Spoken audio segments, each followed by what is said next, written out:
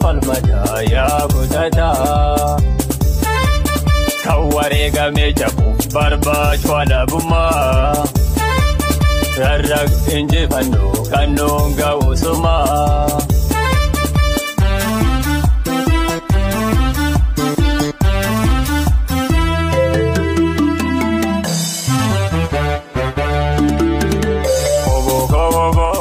Sabni bota bilisummaa kenna sin argamti jedha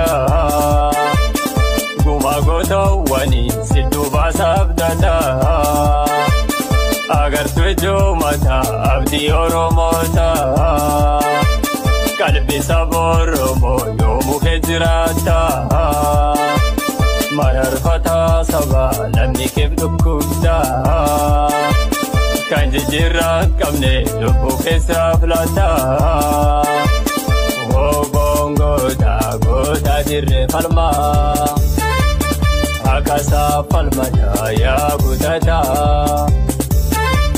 kan wareegame jabu barbaachu alabummaa rarraq injifannoo kannoon ga'uusumaa.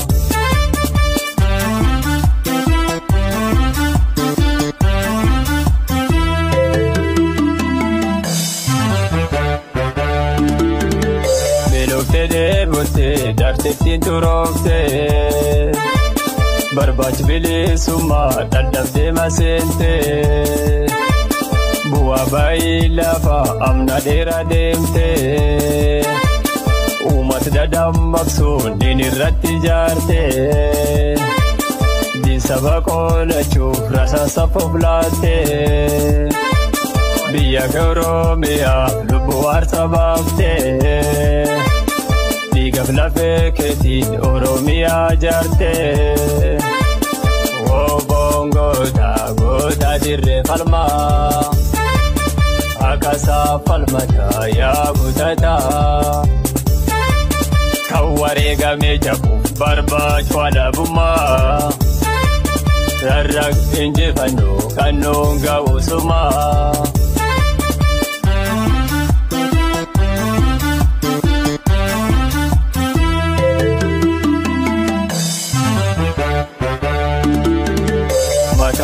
Dina sumichin paera lecha boson kesa gachan Oromota bilisummaa saba walabummaa biyya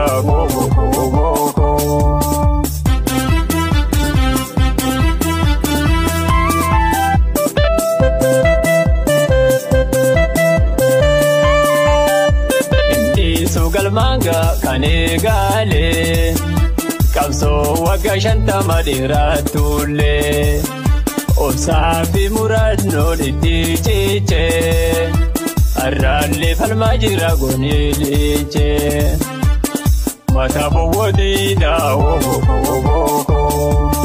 summichi baay'eera lecha boson keessa gachan Oromoota bilisummaa saba walabummaa biyya